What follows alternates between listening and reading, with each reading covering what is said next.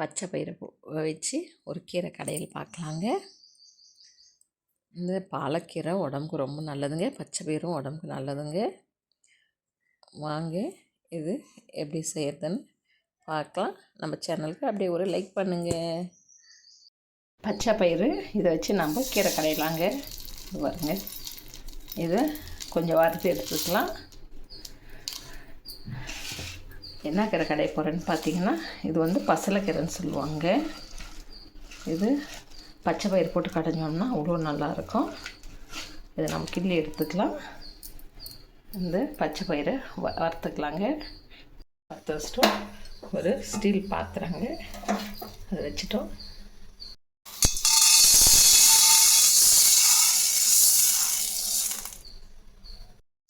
இந்த பயிரை நல்லா வறுத்துக்கலாங்க.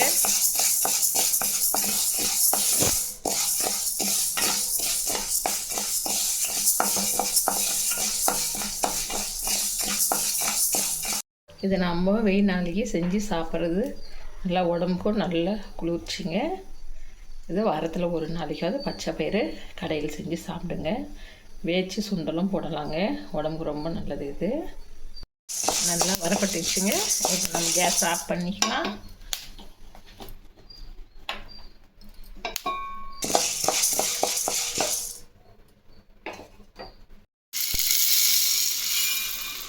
இப்போ தண்ணி ஊற்றி ஒரு அரை மணி நேரம் நல்லா ஊற வச்சுக்கலாங்க.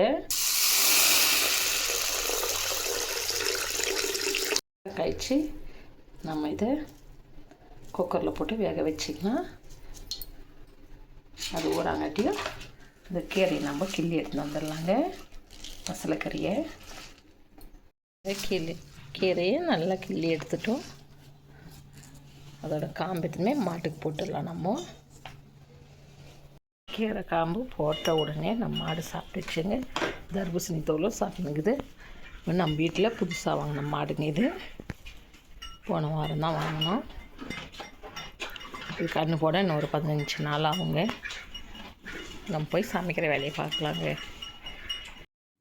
பச்சை பயிறு இது நல்லா ஊறிச்சு, நல்லா கழுவி எடுத்துட்டேங்க. 1-2 தோலெல்லாம் கூட போயிடுச்சு. ஒரு குக்கர் எடுத்து அந்த பச்சை பயிறு அதில் சேர்த்துக்கலாங்க. அது கூடவே தக்காளிங்க, ஒரு 4 தக்காளி கட் பண்ணி எடுத்துக்கலாம். அது ஏன் கட் பண்ணி போடுறதுன்னா, அதில் இப்போ வர தக்காளியில் பூச்செல்லாம் இருக்குதுங்க. அந்த பூச்செல்லாம் இப்படி 4 கட் பண்ணி பார்த்தோம்னா பூச்சி இல்லாது போட்டுக்கலாம். நம்ம பச்சை மிளகாங்க, 4 மிளகாங்க. இது காரமாக இருக்குது, அதனால் நான் 4 மிளகாய் எடுத்துனுங்கிறேன். சின்ன வெங்காயம் ஒரு 10 வெங்காயம் உரித்து எடுத்துனுக்கிறோம். அதையும் சேர்த்துக்கணும். மஞ்சள் பொடி கொஞ்சம் சேர்த்துக்கலாங்க.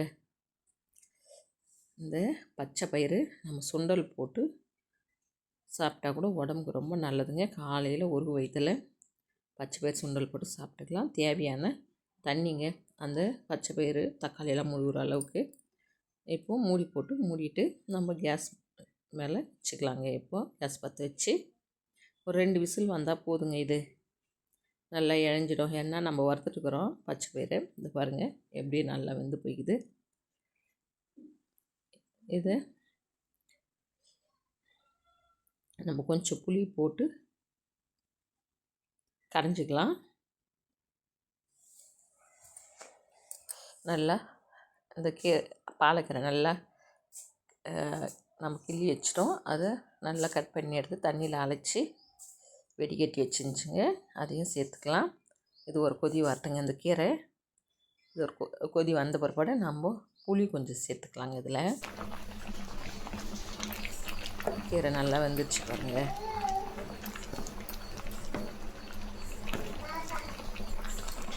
நல்லா வெந்த பிற்பாடு புளி சேர்க்கணுங்க. ஒரு சின்ன நெல்லிக்காய் சைஸு புளி சேர்த்தா போதுங்க.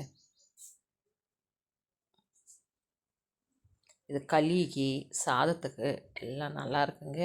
களி செஞ்சுட்டு இந்த பச்சை பயிர் கரைஞ்சோம்னா இன்னும் அரை உருண்டை சேர்த்து சாப்பிட்லாமான்னு இருக்குங்க.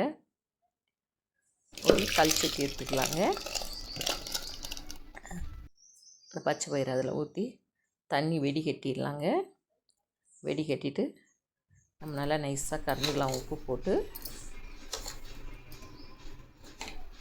உப்பு தேவைக்கேற்றது போட்டுங்க.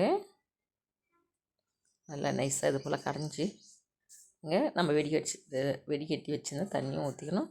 இப்போ சின்ன வெங்காயம் தாளிக்கிறதுக்கு எடுத்துக்கலாம். ஒரு தாளிப்பு ஒன்று போட்டுக்கலாங்க.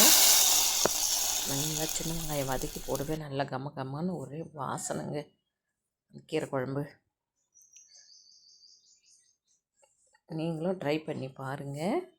ரொம்ப நல்லா இருக்குங்க. கீரை பச்சை பயிறு கீரை கடைஞ்சோம்னா நல்லா சுட சுட சாதத்தில் சின்ன வெங்காயம் போட்டு தாளித்து குழம்பு ஊற்றி சாப்பிட்டோம்னா அவ்வளோ நல்லா இருக்குங்க. இந்த வீடியோ உங்களுக்கு பிடிச்சிருந்தா உங்கள் ஃப்ரெண்ட்ஸுங்களுக்கெல்லாம் ஷேர் பண்ணுங்கள். நல்லா செஞ்சு சாப்பிட்டோம்னா அவ்வளோ நல்லாயிருக்கும். நம்ம இன்னொரு சமையல் வீடியோவில் பார்க்கலாங்க.